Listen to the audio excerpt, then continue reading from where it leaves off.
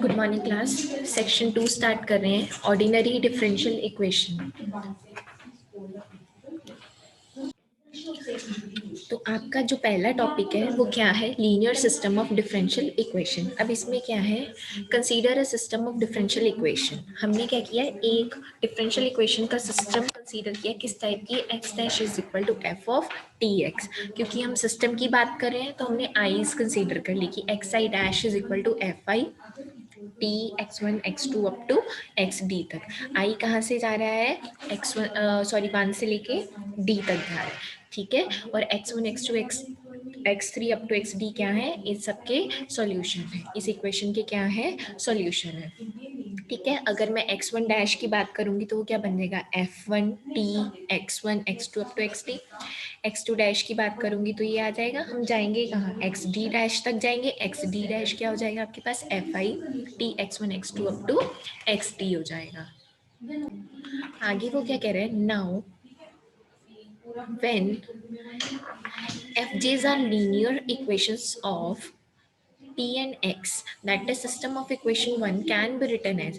वो वही कह रहे हैं ना कि आपने जो एक्साइज है वो फंक्शन f के डिफाइन किए हैं। किसका फंक्शन है वो? आगे t और x का फंक्शन है। तो आगे वो क्या कह रहे हैं? अगर ये लीनियर फंक्शंस है, ठीक है, तो आप जो है x1 डैश को इस तरीके से लिख सकते हो, a11t x1 a12t x2 up to a1d xt। ऐसे ही x2 डैश क्या हो जाएगा? a21 x1 a22 x2 up to a2d xt।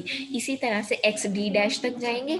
और ये क्या है? a11 a21t ad1t ये क्या है? कांस्टेंट्स हैं जो t का फंक्शन हो भी सकते हैं, ठीक है भी। ओके, आगे चलते हैं। तो अब अगर मैं जनरलाइज की बात करूं एफ आई टी एक्स को, आप इस तरीके से लिख सकते हैं A I one T X one A I two T X two up to A I D T X T लिख सकते हैं, बिल्कुल लिख सकते हैं। फिर हम इसको समीशन की फॉर्म में लिख सकते हैं, बिल्कुल लिख सकते हैं A I J T x जे, ठीक है बेटा। Where A I J are constant function on some close bounded T intervals A comma B, close interval A comma B, and this system is called linear system of differential equation. ये जो आपने system define किया है, मैं इसको equation number 2 का नाम दे रही हूँ, आप भी अपने नोट्स में इसको इक्वेशन नंबर 2 से डिफाइन कर देना। इस सिस्टम को हम क्या बोलेंगे? Linear system of differential equation, जो किस पे डिफाइंड है? Close interval A comma B, ठीक है। क्योंकि हम टी एक्स प्लेन में काम कर रहे हैं तो ये किस पे लाई कर रहा है? टी एक्सिस पे लाई कर रहा है। ये इंटरवल टी एक्सिस पे क्या कर रहा है? लाई कर रहा है। Now existence and uniqueness of this linear system.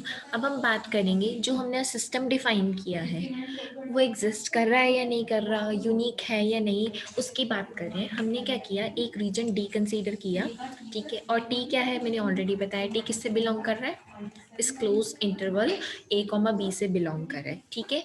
और वहाँ से हमने दो ओपन इंटरवल्स ले लिए जो किस में लाई कर रहे हैं? रीजन डी में लाई कर रहे हैं। हमने क्या किया? इन दोनों को कंसीडर किया, ठीक है।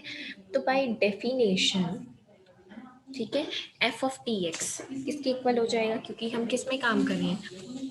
आईज में काम कर रहे हैं ना, हम आई गोइंग 1 टू डी में काम कर रहे हैं। हमने बाय डेफिनेशन इसकी वैल्यू रख दी, ठीक है।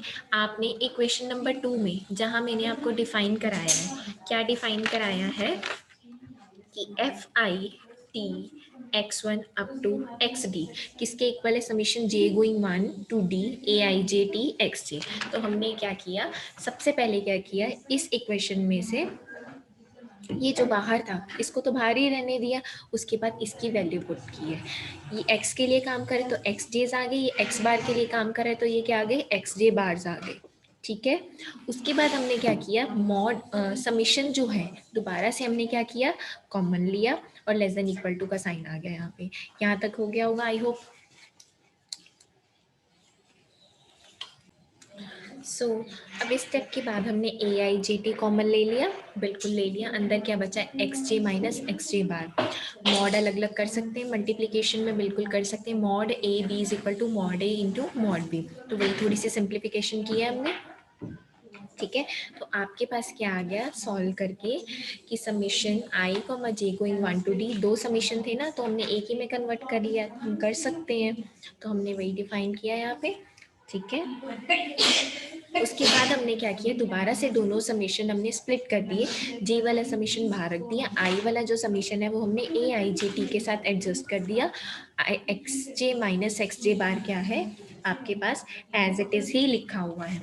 ये ऐसा हमने क्यों एडजस्टमेंट की ये आपको मैं बताती हूँ।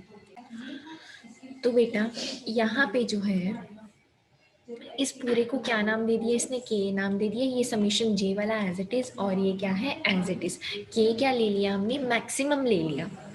मैक्सिमम क्या ले लिया, इसका मैक्सिमम मतलब इसकी जो भी मैक्सिमम वैल्यू होगी वो के है। इसका मतलब क्या, ये सारी की सारी वैल्यूज इससे तो छोटी होंगी क्योंकि के क्या है सबसे बड़ी वैल्यू है। मल्टीप्लिकेशन में तो बड़ी ही रहेगी, अगर डिवीजन में होती तो फिर वैल्यू छोटी हो सकती थी। तो के मैक्सिमम डिफाइन किया, इसका मतलब क्या प्रोडक्ट में इसकी वैल्यू मैक्सिमम रहेगी और ये क्या है सबसे बड़ा, सबसे बड़ी टर्म होगी। तो हम अल्टीमेटली लिख सकते हैं कि आपने इसके मॉड का डिफरेंस किसके less than equal to prove कर दिया, x माइनस एक्स बार के। और ये किसकी कंडीशन थी आप याद कीजिए, लिप्सिच कंडीशन थी। ठीक है, ये लिप्सिच कंडीशन है, एफ ने क्या कर दिया लिप्सिच कंडीशन को सेटिस्फाई कर दिया, और के क्या है सम पॉजिटिव कांस्टेंट है, और ये टी कॉमा एक्स और टी कॉमा एक्स बार किसके एलिमेंट्स है, रीजन डी में डिफाइंड है। तो रिजल्ट ट्रू हो गया। सो पिकार्ड-लिंडर्स थ्योरम से आपके पास क्या आ गया, the given system of equation homogeneous differential equation has unique solution. F ने क्या कर दिया, पिकार्ड-लिंडर्स थ्योरम की जितनी भी कंडीशंस थी वो सेटिस्फाइड हो गई, तो इसका मतलब क्या है उस linear homogeneous differential equation system का यूनिक सॉल्यूशन एग्जिस्ट करेगा। ठीक है, नेक्स्ट हम चलते हैं लीनियर होमोजीनियस सिस्टम पे। अब इसकी डेफिनेशन क्या कहती है आपके पास कि कंसीडर, आपने ये एक सिस्टम कंसीडर किया, this can be written as X dash is equal to A T into X. ठीक है, इसने कैसे लिख दिया, ए टी इंटू एक्स की फॉर्म में लिख दिया, क्योंकि अगर एक्स डैश जो है टी का फंक्शन है तो आप इसको ऐसे भी लिख सकते हैं, बिल्कुल लिख सकते हैं, ये क्या है ए टी क्या है, scalars which are function of T है।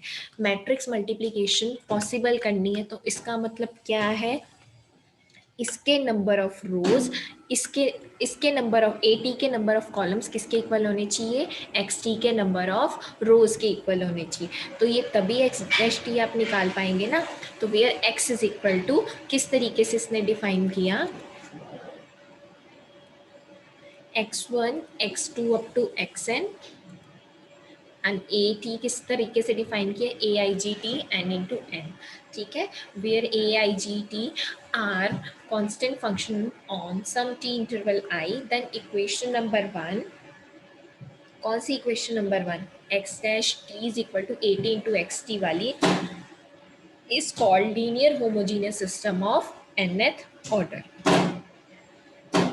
ठीक है, नेक्स्ट क्या बेटा आपके पास definition, if five bar is an n cross n matrix of functions real और complex defined on a real T interval i, then phi bar is said to be continuous, differential or analytic on interval I if every element of phi bar is continuous, differentiable और analytic function of T on I. तो कहने का मतलब क्या, अगर five बार क्या है n by n matrix है फंक्शंस की, वो रियल हो चाहे कॉम्प्लेक्स हो, रियल इंटरवल आई पे डिफाइंड है, तो फाइव बार को आप कॉन्टिन्यूस डिफरेंशियल और एनालिटिक कब बोलेंगे, अगर उस फाइव बार एन क्रॉस एन मैट्रिक्स का हर एक एलिमेंट क्या हो, कॉन्टिन्यूस हो, डिफरेंशिएबल हो और एनालिटिक हो।